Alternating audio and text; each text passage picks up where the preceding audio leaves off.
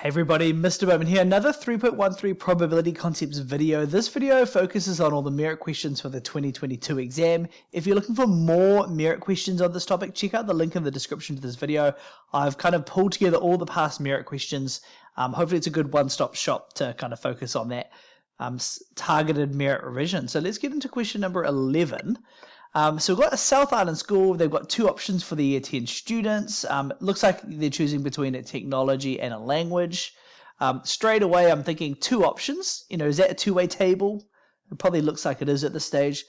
3 individual students were chosen at random for the year 10 group. Fine, given they're all studying technology, what's the probability they were not studying a specific language? So basically my approach is, 3 students were picked at random. And we're trying to find the probability, so they're doing technology, and we're trying to find the probability they weren't studying a language. So my strat for this one here is I need to find the probability that they were not doing a language given they did technology. And then once I've got that, I need to cube that number to represent all 3 strategies. So the first thing is that probability. And as I said before, it looks like a two-way table because there were 2 variables. So let's sketch in a two-way table for that. So there's my axes. So I'm going to do technology and not technology over here. Then language and not a language over here. So let's get all that sorted. There we go. I've got some room for totals as well. Gosh, that line was slightly off, but let's fix that. There we go. So see, 167 in total. So we know that's going to be the grand total down the bottom, right? 167. And then the next number, it said 62 chose to do a technology. So that means this number up here, 2, that's the technology total. We can then figure out the maths here. That's going to be 105. Because it's 167 minus the 62. So I've dealt with that number as well. 138 with not studying a language. So not studying a language is this total here. So that's 138. Again, if I do my subtraction, so 167 minus 138, that's going to get me this number here, which is 29. So I've done that. And then finally, 10 people have chosen to study both of these. So that's this number up here. It's T and L both happening at the same time, right? Now that I've got that, I can figure out my other numbers. So that minus that is going to get me to 19, which goes up there. Same thing, 62 minus 10, 52 is going to get me over here. And then I can find the last number by maybe subtracting those numbers there, which gets me to 86. So I've got the number now. Now I can find that probability I was looking for. So as I said before, I'm trying to find the probability that they didn't take a language given they did technology. So my denominator is only going to be the 62 technology people. I only care about those people. Of those 62, how many didn't do a language? Well, it's going to be those 52 there. So to then find the probability of all 3, I've actually just realized this cube approach isn't going to work because it's a conditional type question, isn't it? So the probability is going to change. So I'm glad I spotted that. So that's not going to change. That's not going to work at all. So that means the probability of all 3 is going to be equal to 52 over 62. So that's going to be the probability that the first person is not doing a language given they did a technology. And if we minus 1 from the top and the bottom, so it's going to be 51 over 61. So because we've already picked this person, there's 1 less person not doing a language, and there's 1 less person from the total. And then I need to repeat that for my final answer. So that's going to be 50 over 60 there, isn't it? Again, there's 1 less person doing the language and 1 less person in the total group. So plugging that into my calculator, I'm getting 0.5843, and that there had a 4dp rounding. So yeah, I thought that question was a bit interesting. My approach, the plan I had was to cube it, and I kind of had to, on the fly, adapt and change that, and that's hopefully something you'll be doing in your exams as well. So now moving on to question number 12, and this one here was one of these wordy nightmare questions, but let's break it all down. So we've got a school is supporting their senior students, their year 11 to year 13. They're encouraging them to pursue a preferred pathway out of high school. In the school, there's 475 students. So that's interesting. That number might be used. Could be a total for a fraction, something like that. As part of the survey they conducted in the 2022, every senior student and their parents were asked to identify the preferred pathway. In total, 71.6% of the students were intending to go to university. So that might be a variable. 63.4 students were intending to go to university and following their preferred pathway. So there's 2 things going on there. So it's kind of like university and preferred pathway, both of them happening at the same time. 25.3% over there not intending to go to university, but were intending to follow their preferred pathway. So that group there is kind of like not university and that. So again, it's looking like a two-way table, but I don't have the counts or the numbers, so I'm probably going to have to use the percentages from the question to help me with this question. So let's get into that. So the first group there, you're either going to university or you're not going to university. And then the next one is you're doing your preferred pathway and you're doing not your preferred pathway. So for example, you might really have your eyes set on maybe an apprenticeship. So if you were doing that, your apprenticeship would be over here, right? You'd be not going to your university and then you're doing your preferred pathway, but maybe you didn't get into your preferred pathway and you decided to go to university. You'd end up actually over here, right? Because you're not doing your preferred option, but now you're at university. So we've got all that stuff there to deal with. So let's put all the numbers on our table. I guess the easiest one to figure out is because it's a percentage-based thing, 100% is the total, isn't it? Now that we've done that, we can deal with 71.6. They were intending to go to university. So that's this number up here, right? 71.6. I can use subtraction like the previous question to find out this. So that's going to be 28.4. So I've dealt with that number there. The next number was 63.4. That was people going to university and doing their preferred pathway. So that's this number up here, 63.4. I'm going to do some subtraction to find this number, which was 8.2. So 8.2, done that. So I can now deal with the 25.3% were not going to university, so not doing what they intended. So not going to university and doing their preferred pathway. So that would be this group up here, kind of like the electrical apprenticeship type stuff I talked about earlier. So that there would be 25.3. And from that, I can subtract to find the number up the top, 3.1, and then I can add up to get these final ones. So that there is 11.3, and this number here, 88.7. So I filled out my tables. I think it was really messy. It'd take a long time to break this question down to get that. Now, actually answering the question, it is claimed that it is twice as likely for students following their preferred career path if they wanted to go to university compared to not university.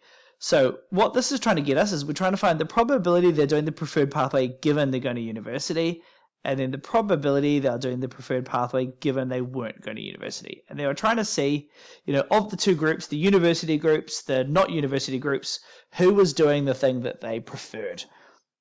So for the first group here, we only care about those going to university, which is this 71.6. So that's going to be my denominator over here. So 71.6. Of these 71.6, who are doing their preferred amount? That's the 63.4. So we've got that there, 63.4. And when you put that into your calculator, just make a decimal so it's more comparable. I got 0.8855 that had a 4dp rounding. So about 89%. Give or take. The next thing we're dealing with is now we're going to do the same thing for the people not going to university. Are they doing what they preferred? So the bottom of my fraction will be the 28.4. So none of those people are going to go to university. And of those 28.4, who's doing the preferred option? Well, it's the 25.3 over here. So I've got 25.3. Again, plugging that into my calculator to get the decimal. And I got 0.8903. which was rounded to 4dp as well. And this is actually quite surprising. These are really, really close numbers. So they're almost the same. So it's definitely not twice as likely that they will claim. So I don't need to do a relative risk calculation here. I can just compare. They're pretty much the same. So no way it's twice as likely. So let's jot that down. So I can say, we can see that the probability of preferred, given they're going to university, I'll do a funny equal sign up and approximately equal to the probability that they're doing the preferred pathway given they're not going to university, which is not twice as likely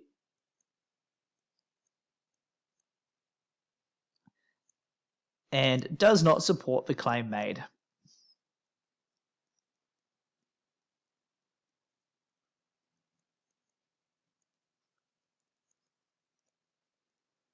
There we go. So that was quite a nice question. Once we broke down all the numbers, figured the right tool, the two-way table to get there, it ended up being quite nice. But yeah, as I said, very, very difficult to break that one down. Moving on to question number 13, and straight away, before even reading anything, I know exactly what type of question it is. We've got all the bullet points listed there, so for sure this is going to be a three-way table question.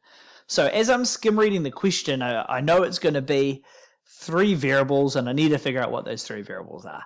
So we've got some exams. We've got 9,985 students kind of sitting some of these level 3 stats exams. There are three possible exams, this, and this. The numbers are really similar. So what I might do is I might call it 4, 5, and 6, just to represent the ending number on each of those. Blah, blah, blah, blah, blah. And basically we're trying to figure out who's enrolled for which of these three papers. So they're going to be my three variables. So I always start by sketching and setting up my three-way table. So I try to draw them a bit bigger than I do because I always do them by accidentally too small. So there's my first variable. So that's going to be students doing the exam ending in 4 and then students not doing in that exam. I do a second layer over here. So let's split that up. So that's going to be 5 and not 5. And then we've got 5 and not 5. And then finally along the top there, the third variable. So that's going to be the people doing exam 6 and not exam 6. So breaking that up into smaller chunks. So cutting that over there, cutting that through there. So I can do some totals. And then I've got my other lot of totals. And then finally I've got my grand total that's going to sit down the bottom there. So because it's all percentages like the previous question, I know my grand total is going to be out of 100. So that's nice and easy. So I now need to do the next of them. So 12% of students were entered in all three exams. So that means it's 4 and 5 and 6. That's going to be this number up here, right? So that's going to be 12. So give that a tick. The next question, 9% of them were entered in for 4 only. So what that means is it's 4 and not 5 and not 6. So 4, not 5, and not 6 would be this one over here. So that there would be 9% of students. Give that a tick. 14% were entered in 5 only. So again, that would be 4 dash and 5 and 6 dash. So 4 dash is down the bottom, 5 is up here, and 6 dash is up there. So it's going to be that one there. So that there's going to be 14%. Tick. 10% were entered in 6 only. So that's 4 dash and 5 dash and 6. So 4 dash, 5 dash, and 6. So that's this group over here, 10%. And I suppose I should note, the title numbers up the top there, we're actually doing the 5 one here. So anyone probably listening to this video is going to be in one of these 5 groups. So give that a tick. 57% of the students were entered in for 6 and 5. So this one here I thought was a bit tricky. So this one here, they're actually silent, aren't they, on the 4? We're not sure if they're doing it or not. So what that means is, so 5 and 6, so that could be 5 and 6 and 4, or it could be 5 and 6 and 4 dash. So those two options there must combine to get 57%. And for my diagram, I'm going to put a plus sign in both of those areas just to help me visualize it a bit better. I always use these symbols. I call it coding for my classes. If you need some more help with this, maybe a teacher taught you three-way Venn diagrams, let me know. I can maybe find a link to a video I made on the other ones. So 4, 5, and 6. So that means this number up here is part of that group. And then 5, 6, and 4 dash. So 4 dash, 5, and 6. So that means this group here is also part of that. So I know both of those have to combine to 57 per the question. So that means I can figure out the second plus sign. That's got to be 45. So I give that one a tick. Now I've got 17% of students were entered in 4 and 5. So it's going to be the same thing. So down the bottom there, 4 and 5 means it could be 4 and 5 and 6. Or it could be 4 and 5 and not 6. So those there must be 17% combined, and I'm going to denote that with a triangle. So that means the one up the top there, 4, 5, 6, that's a triangle there, and then we've got 4, 5, and not 6. So 4, 5, and not 6, that's up here, that's another triangle. Those triangles must add to 17%, which means that one there has got to be 5. Give that a tick. And then finally, 17% of these students were entered in 4 and 6. So it's going to be another one like we just did. So 4 and 6. So that could be 4 and 5 and 6, or it could be 4 and not 5 and 6. So those must combine to, was it to 17%? Let's give those ones a square. So it means, do a square here. So that box there has to be a square, and 4, not 5 and 6. This one here, that's also going to be a square. And as I said, these there come to 17% as well, which means that there has to be a 5. So next step is, let's figure out what we can figure out. So all of these is going to be the total for the people, or total percentage of people doing exam ending with 4. So that adds to 10, that makes 22, and that there gets us to 31. So that there is 31. We can figure out this. 100 minus 31 is 69%. And then that means we can figure out this here. So adding these together, this plus this is 24, plus this is 69, which we actually already got. So that here is 0. And that makes total sense, because if you weren't doing stats, you would be on this list. We can now figure out my totals. Adding along here, that gets me to, so that's 14 plus another 14, 28. And I'll do subtraction to get this one here. That one there is 72. So now that I've done my table, I can actually go ahead. I just realized I never really read the question before. So given a student was entered in number 6, calculate that they were doing 4. Also calculate the number of students. So we're trying to do some expected number here. But so the first thing we need is we need to find the probability that they were doing exam 4 given they were doing exam number 6. So we only care about the people doing exam number 6, which are going to be these 72 people over here. And of these 72 people, how many were doing exam number 4? So that would be that group there, combining to get to 17. So we've got 17 there. Putting that as a decimal, I did that earlier, and I got 0.2361, and that there had a 4dp rounding.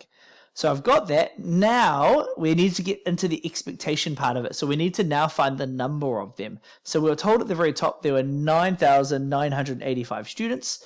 So my expected value of the people doing 4, given they're doing 6, is going to be 9985 multiplied by 0.2361. Doing the math here, I got a messy decimal, and it was kind of sitting in between two numbers. Because it's two numbers, we'll do kind of squiggly equal sign. So that's approximately 2,357 or 2,358 students. So moving on to question number 14. This question was quite nice actually. So going down to the bottom here, the actual question: what year from 2017 to 2020 had the greatest proportion of male students attending university? Support your answer with statistical calculations. So really what we're doing is, from the 2017 numbers, we know if we add these numbers together, that was the combined total number of students going to university that year. And I'm just going to write them all down the bottom there. So that was 42,302. I can do the same with 2018. Add those together. That was 42,712. And then the next group, 43,042. And then we got 42,825. So those were the totals for each year. And basically we're trying to find out, well, what's the probability that they were male for each of these? So it's going to be this number divided by this number, and then repeat for all 4 years. So let's find out 2017 first. So probability of male in 2017. So that's going to be equal to 18,168 divided by 42,302, and putting that into my calculator, I got 0.4295. So that's the first one there. Oh, interesting that it's quite far away from 0.5. But let's see what the other numbers come up to as well. So we've got probability that we've got male in 2018. We're going to repeat the same bit with the 2018 numbers. So we've got 18,192. All of that there is divided by 42,302. And putting that into the calculator, I got 0.4259. So the proportion of males has decreased between those years. Doing the same again for 2019. So probability of male in 2019, that there is equal to 18,296 divided by 43,042. My proportion 0.4251. So we had another decrease. And then the final one for 2020, male in 2020, that there is equal to 10865 divided by 42825. And doing that, I got 0.4218. So it's actually another decrease. So I guess we've got a clear trend. The proportion of males going to universities is declining, or maybe the males, as we can see by the numbers, the male number is roughly the same, but maybe the female group is getting bigger. But either way, that proportion is getting smaller. So the question was, which year had the greatest proportion? It's going to be that top one. So 2017, they had the greatest proportion. So I'll write that there. So greatest proportion. So we've got I spelled proportion wrong. I wish I could spell better sometimes. Proportion of male students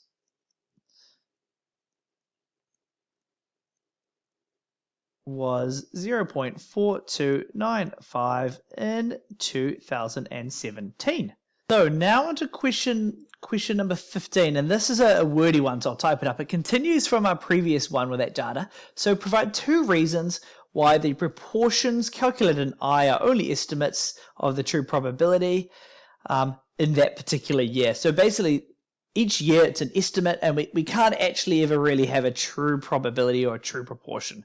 And I guess this is a really valid point. So I guess the first thing is the timing of it. So this exam was in 2022. 2 years had passed from this. So maybe things had changed during then. For example, COVID might have been a big impact, or maybe there might have been a government initiative. We can see the male proportions are quite low, probably 16-17% off the female proportion. So maybe there was an initiative to promote university amongst male students, whatever it might be. So that's the first thing I'm going to do. I'm going to talk about the age of the data, and then maybe mention that something might have changed since then.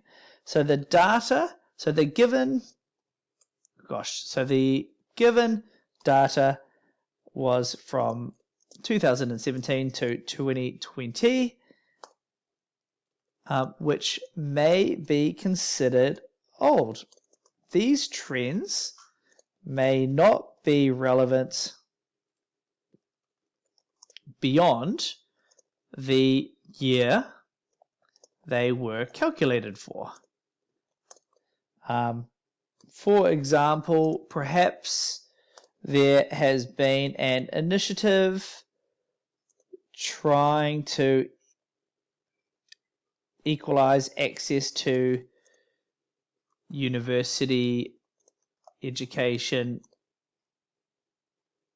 opportunities for male students. So I guess that's the first one there. There might have been something changed, something happened since then. So that's our first bullet point. So I'll just extend this box a bit more, that way I can write and see the second answer.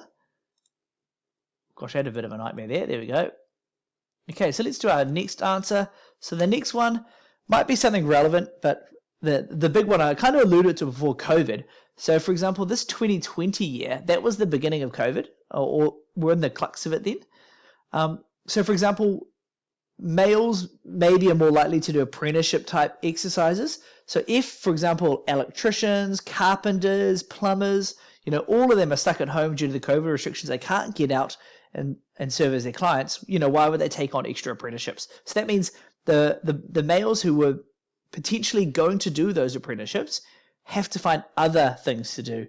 And that might include a university one. So maybe the number is actually higher. Maybe that male proportion is going to be lower because some of those males might have sought other opportunities that were limited due to COVID restrictions.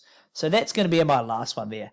So the final year of the data was 2020, which was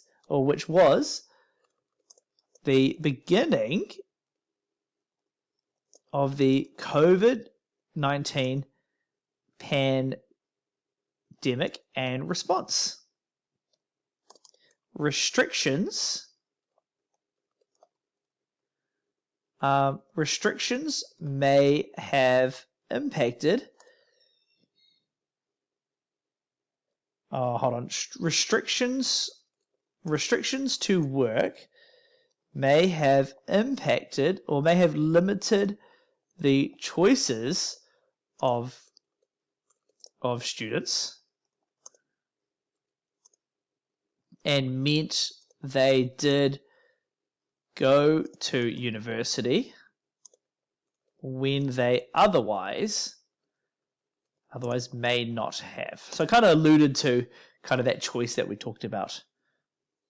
Okay, so we're now on to question number 16, heaps of merit questions of this exam. So for every 50 first year students in the University of Canterbury, 9 of them took courses that did not have final exams.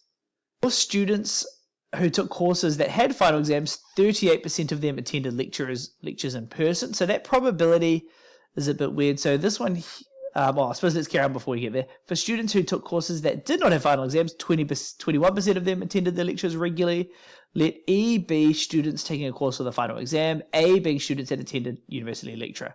So university lectures regularly. So for me, this is going to be a two-way table, or the way I'd be approaching it is with a two-way table.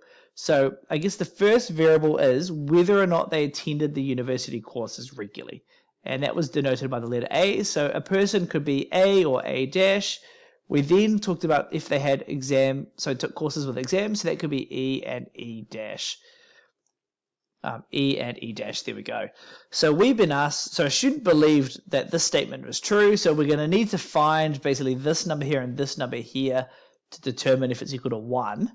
And we've been asked to explain if that student's correct. So basically, let's fill out the table, see what A and E and then A dash and E dash add to, and then we can reference that claim to try to make a decision. So I guess the first thing to talk about, let's deal with percentages, or let's deal with decimals or probabilities. So let's say the total probabilities, all of them have got to add to 1. So the first point there, 9 out of the 50 first year students, so 9 out of 50, took courses that did not have a final exam. So that related to E dash. So that as a percentage was 18%. So my E dash column there, that's going to be 0.18, just about to put a percentage, but not that, 0.18. So that means this group here must be 0.82. So I've done that number. For students who took courses with final exams, 38% of them attended university regularly. So the final exam people was this group here, and it said 38% of this number took them regularly. So we're going to go times by 0.38, so multiply by that, and that's going to give us the A and E number. And when I did that, I got 0.3116. I'm then repeating the same for the second group, 21% of the people who didn't have a final exam. So I'm going to times that number there by 0.21.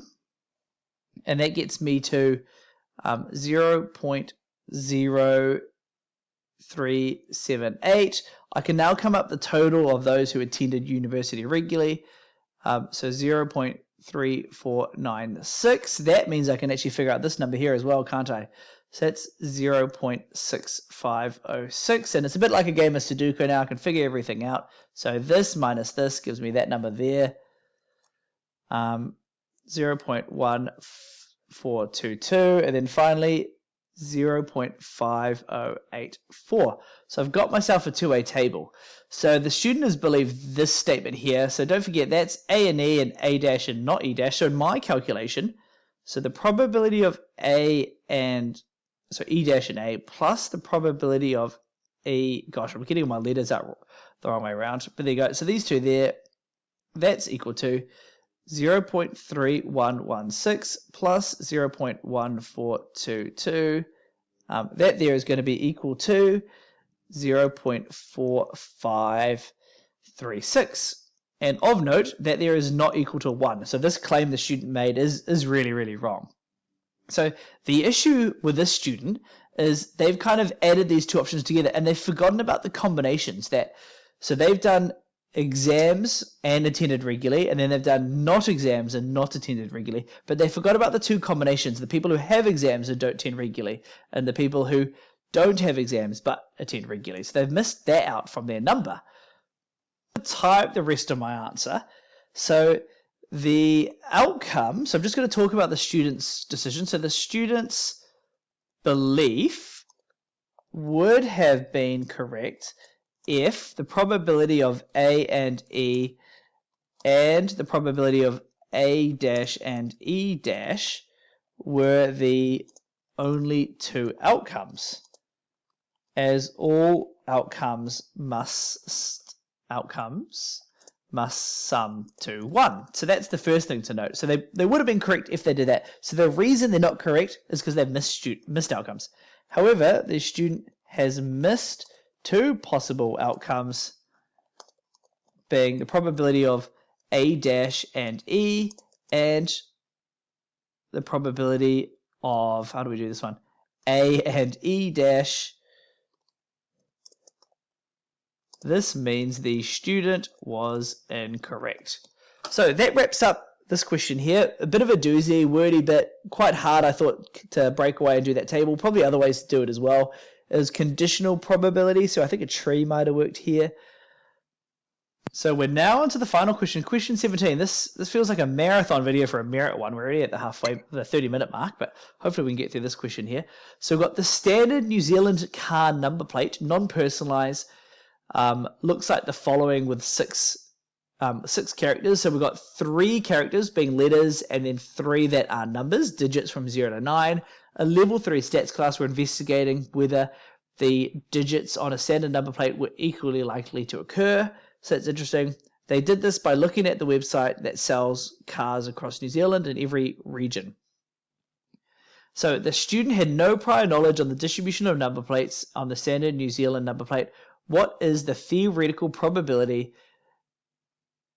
for the most likely to give each digit appearing? So basically, what's the theoretical probability for each digit? So remember, the digits are 0, 1, 2, 3, 4, 5, 6, 7, 8, 9. So I think based on if someone had no knowledge, you've got to assume that all outcomes are equally likely. So let's start off with that. So if a student had no prior knowledge, we would have to assume that all digits are equally likely to occur. And then we can talk about the true probability. No, they talked about theoretical. So just using their exact terminology so they know. So theoretical probability, I think, is going to be 1 out of 10. Or theoretical probability for each digit is 1 out of 10. So that's what we've got there. Yeah, I suppose that's all we need to add on. Actually, I'm just trying to think what else we might add on. So there's nothing else. I think that wraps it up. And that was a nice, short, easy question to add up. I'm surprised how easy that last one was, actually, but I don't know what else we could add. We talked about the theoretical probability. We've stated a possible assumption that they need to have made. Yeah, it looks like we're good. So that wraps up the merit questions for the 2022 exam. Heaps to them in this one. Huge video. Hopefully you're finding these useful, though. Don't forget, check out the link in the description to this video, and you'll be able to see all the other merit questions from previous exams as well.